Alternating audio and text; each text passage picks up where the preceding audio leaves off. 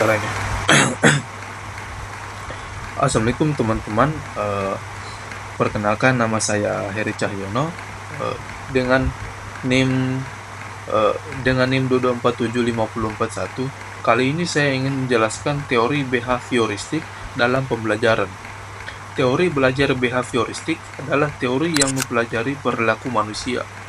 Perspektif behavioral berfokus pada peran dari belajar dalam menjelaskan tingkah laku manusia dan terjadi melalui rangsangan berdasarkan stimulus yang menimbulkan hubungan perilaku reaktif atau respon hukum-hukum mekanistik.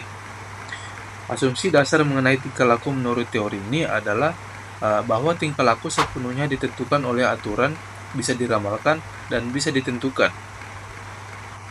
Menurut teori ini, seseorang terlibat dalam tingkah laku tertentu karena mereka telah mempelajarinya melalui pengalaman-pengalaman terdahulu, menghubungkan tingkah laku tersebut dengan hadiah.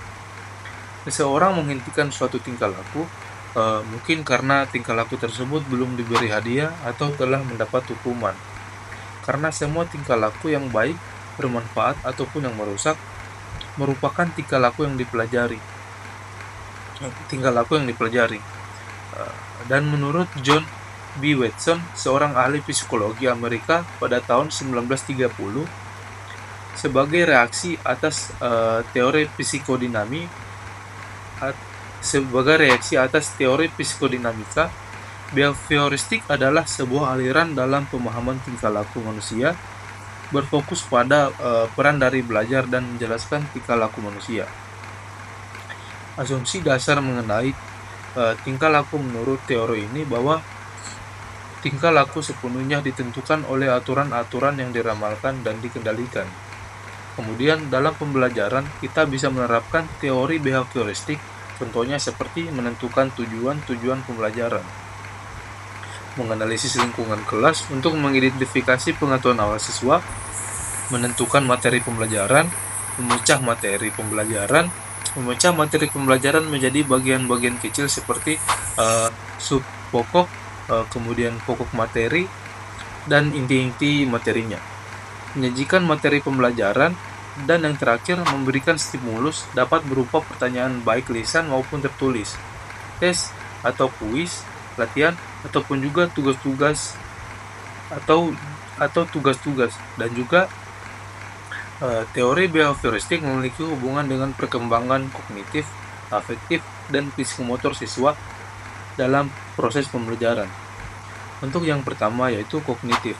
Dalam behavioristik, aspek kognitif lebih difokuskan pada pengulangan dan penguatan perilaku yang diinginkan seperti hafalan atau pemahaman konsep melalui latihan berulang.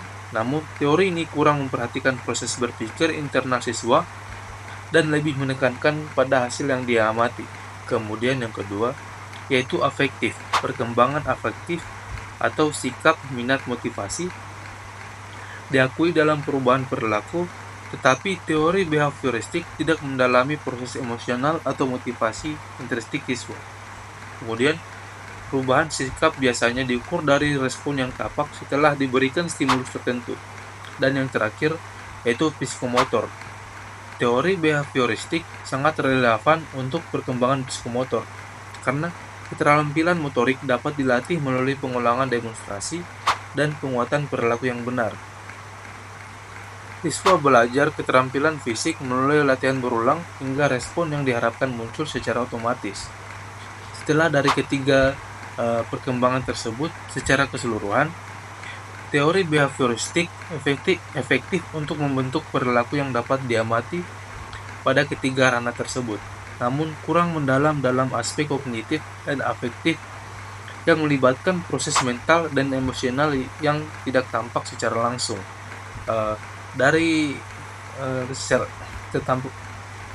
Dan sekian dari saya, itu saja yang bisa saya jelaskan. Terima kasih. Wassalamualaikum warahmatullahi wabarakatuh. Adios.